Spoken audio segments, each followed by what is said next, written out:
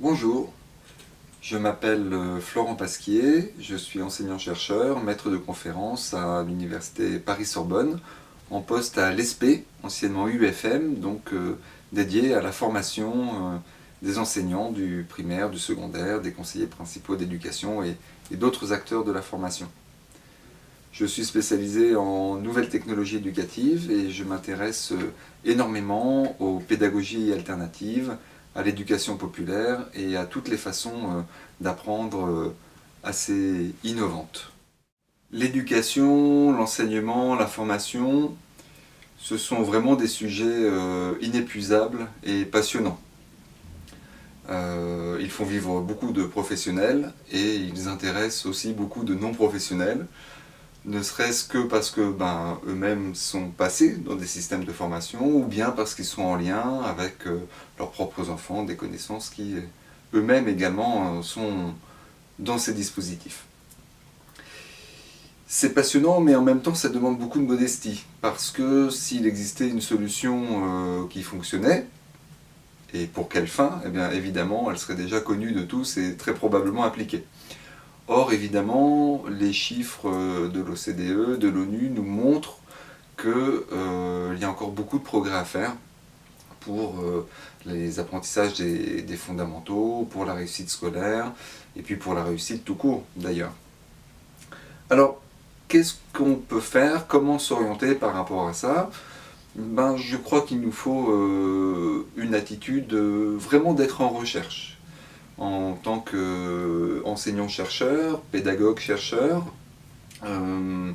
j'ai quelques îlots de certitude au sein d'une immensité de questions.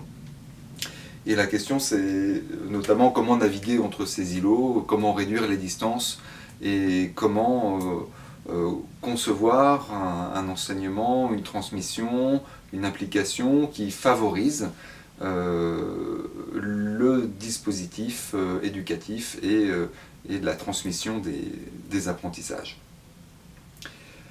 Donc pas de modèle unique, des solutions qui parfois fonctionnent, parfois ne fonctionnent pas, beaucoup de variables et un besoin d'analyse assez fine pour le pratiquant, pour le praticien, pour l'intéressé, sur ces différentes notions, sur ces potentialités, sur les paradigmes qui vont pouvoir être mis en œuvre et recherchés. Un paradigme, c'est un modèle dominant. Dans l'exemple de la santé, le modèle dominant dans nos sociétés industrielles européennes et plus spécialement en France, c'est d'attraper la maladie après qu'elle se soit déclarée chez le patient, de l'emmener chez son médecin traitant principal, de lui prescrire des médicaments qui seront fournis et subventionnés par la sécurité sociale, le tout sous le contrôle de l'État. Donc c'est un paradigme du soin qui intervient très en aval. Alors que dans d'autres sociétés, certaines sociétés asiatiques, comme la Chine, on prend la question de la santé très en amont, où le rôle du médecin n'est pas de guérir, mais de prévenir. C'est-à-dire qu'en fait, on le paye quand on n'est pas malade, chaque fin d'année.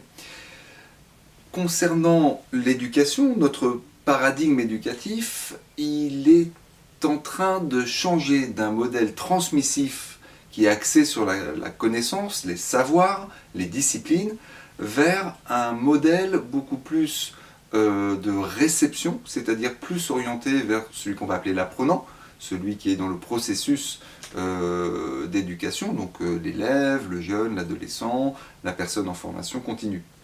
Et c'est absolument pas anodin de passer du côté du prof à celui de l'élève, puisque en fait, cette évolution de paradigme remet en cause tous les acquis, toutes les certitudes sur lesquelles sont fondés les dispositifs d'enseignement, à commencer par ceux de l'éducation nationale.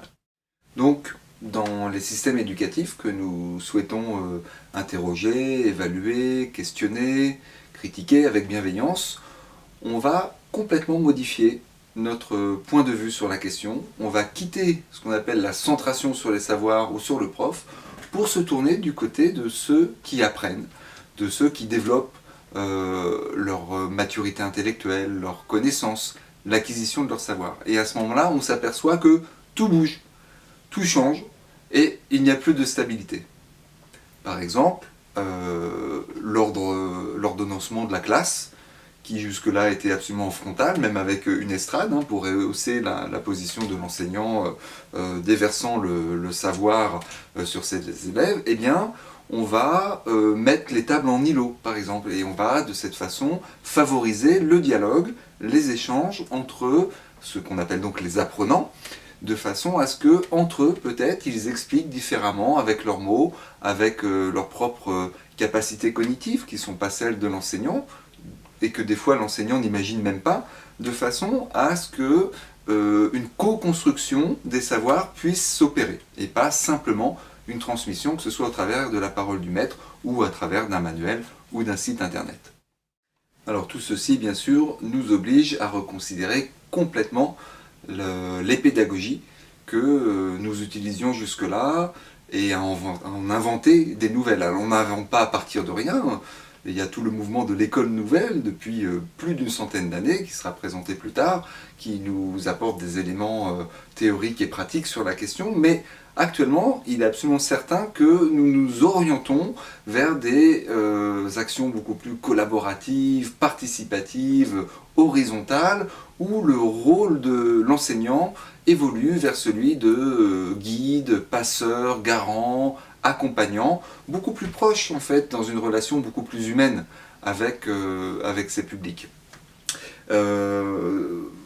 Et pour ce faire, on mobilise bien sûr l'espace, mais on mobilise aussi les technologies, et notamment les nouvelles technologies, qui nous permettent de nous affranchir de ce temps contraint et limité qu'était celui de la classe dans l'école, pour nous ouvrir beaucoup plus dans le monde et d'apprendre avec le monde.